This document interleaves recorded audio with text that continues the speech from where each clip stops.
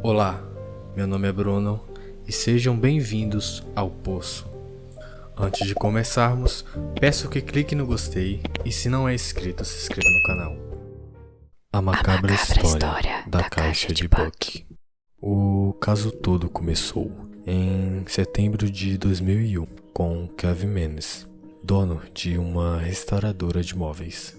Procurando por novos produtos em uma venda de garagem, ele se interessou por uma antiga caixa de vinho que pertencia anteriormente à falecida esposa do Sr. Ravella, um organizador de vendas. Sua neta, que possuía certa afeição pelo objeto, o negociou com o Sr. Menes. Ao abrir a caixa, Menes encontrou os seguintes itens: 2 moedas, 2 mechas de cabelo, uma loira e uma morena, presas com elásticos, um pedaço de granito com a palavra Shalom escrita em hebreu, uma taça de vinho dourada e um candelabro de ferro. Dias mais tarde, Menes viajou a trabalho e Jane Howerton, sua funcionária, ficou encarregada de tomar conta da loja. Não demorou muito para que coisas estranhas começassem a acontecer após o homem ir embora.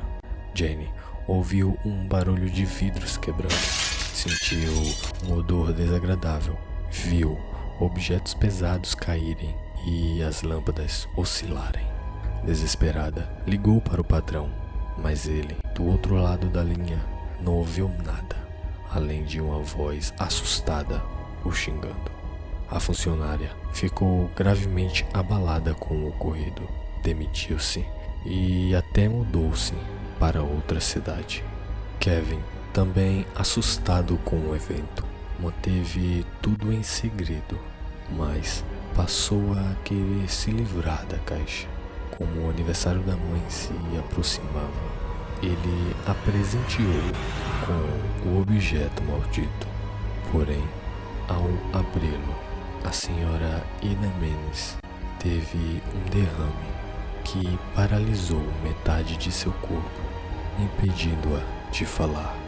Com gestos, ela apontava para a caixa, possivelmente tentando sinalizar o responsável pelo seu mal.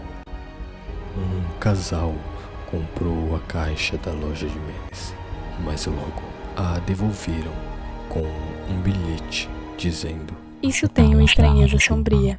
Em uma nova tentativa, Kevin tentou passar a caixa para seu irmão, mas este alegava sentir odores terríveis em sua casa quando o objeto estava lá, então o recusou. No ano seguinte, a família do Sr. Menes foi passar um fim de semana em sua casa. Coincidentemente, todos sonharam com uma bruxa os agredindo. Kevin, inclusive, acordou com marcas pelo corpo.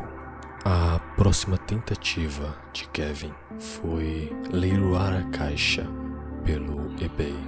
O comprador foi o usuário Spazmolek, cuja real identidade é Yosef Nietzsche, que pagou $140 e chegou a ser alertado sobre os efeitos da caixa.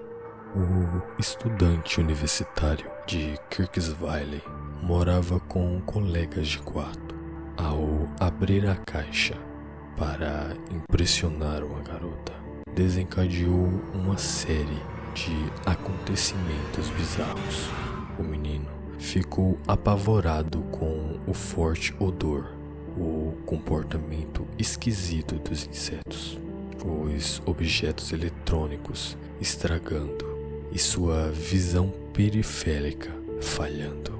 Ele relatava tudo em seu blog e, em certo momento, também fez um leilão no eBay. O próximo comprador foi Jason Hexton, diretor do Museu de Medicina Osteopática em Kirksville.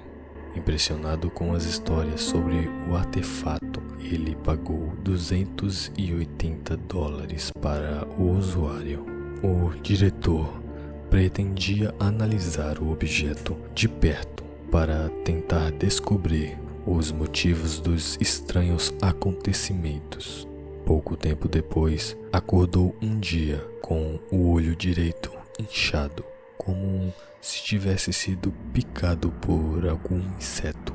Também passou a sentir fadiga, congestão, tosses fortes e presença constante de um gosto metálico na boca, além do cheiro de flores e de urina de gato. Jason, com motivos, passou a temer pela sua família e contatou Kevin Menes, o primeiro comprador, para saber o que estava acontecendo com ele. Determinados, eles foram até a casa onde a caixa foi comprada pela primeira vez para descobrir as suas origens. A história do D-Book. O que Jason e Kevin descobriram na casa da família Ravella foi um tanto perturbador. A história da caixa remontava exatamente ao ano de 1938, na Polônia.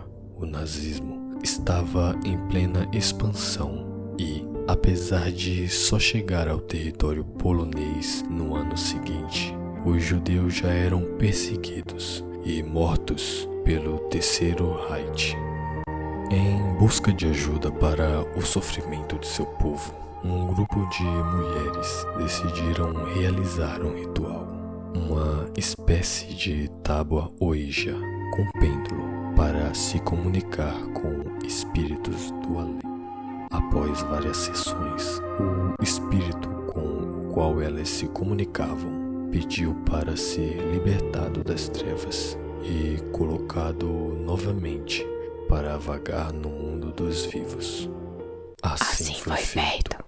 No entanto, as mulheres perceberam tarde demais que estavam lidando com um espírito maligno e tentaram corrigir o erro de libertá-lo. Um novo ritual foi feito com o objetivo de aprisionar a entidade em um objeto, mas o grupo falhou e o espírito continuou solto.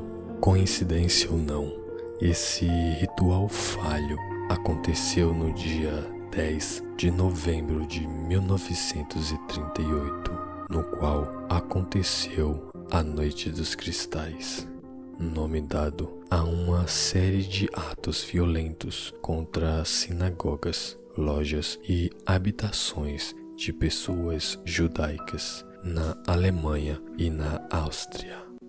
Depois do fim da guerra, uma das participantes das sessões originais decidiu tentar mais uma vez o ritual de aprisionamento. Dessa vez deu certo e a entidade foi presa na caixa de vinho. A proprietária da caixa então imigrou para os Estados Unidos e, após sua morte, o objeto assombrado foi herdado por sua neta, ninguém menos que a falecida esposa do Sr. Ravella. Segundo a história, a senhorita Ravella tinha sido alertada por sua avó de que a caixa continha um D-Book e que nunca deveria ser aberta. Além disso, a caixa deveria ser enterrada junto com ela, mas como o pedido contraria as regras de um enterro judeu ortodoxo, a caixa permaneceu na casa da família até sua neta fazer a venda de garagem. No folclore judeu, um D-Book seria um espírito maligno que foi condenado a vagar pelo mundo para pagar pelos seus pecados. Seu único refúgio é quando se apodera do corpo das pessoas. Chocado com a história da caixa, Jason pôs-se a pesquisar e chegou a determinar uma possível identidade para o debug na caixa, que seria o médico eugenista Harry Hamilton Laughlin. O movimento eugenista surgiu nos Estados Unidos e inspirou o nazismo por se basear na ideologia da pureza racial.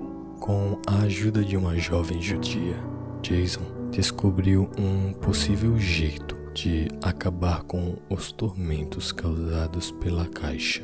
Um enterro formal com a presença de 10 homens ou um grupo de oração. Não adiantou. A história só teve fim quando um exorcismo foi feito em 2004. Após o exorcismo, a caixa de vinho original foi guardada numa arca de acácia folheada a ouro, que funciona como uma espécie de isolamento psíquico. Tempos depois, Exxon disse ter enterrado a caixa num esconderijo à prova de balas e nunca revelou sua localização.